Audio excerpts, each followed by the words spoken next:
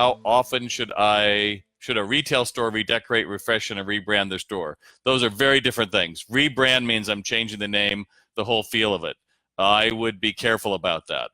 Refreshen or redecorate, in a mall, they require you, in fact, South Coast Plaza, where I got the highest increase of sales, #1 mall in the world, required you to rebuild down to the studs every 5 years. And if your sales weren't high enough, they move you down into a wing that wasn't making much money. So I think there's something there. They know that customers go to a mall, go to a store to answer one question: what's new? Which is why refreshing it, if I had my druthers, I would have you change your windows every week. But it's a lot of work to do it right. It's a lot of work. A story I tell well, I don't have my book with me today, but the Retail Doc's Guide to Growing Your Business, which you can get an autographed copy by going to retaildoc.com, clicking shop, and when you buy it, I actually will endorse it to you, autograph it for you, and send it out to you.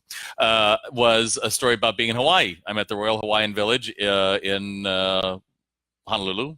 And there's a swimsuit store there, and it has a beautiful little store. It has 4 windows, glass that look out on all the main ways people have to go from the beach to the rooms. You'd think, wow, this would be amazing. In the week I was there, they had the same exact windows with the exact same bathing suit. And I thought, what a big waste, because they've seen it, they've done it. But you are in front of people with a lot of people going by. The chances of them getting more sales by just changing it out every day would have been huge. But again, we swap out learning for action. Well, that's a lot of work. And that bathing suit sells well enough and all that kind of stuff. So don't do that.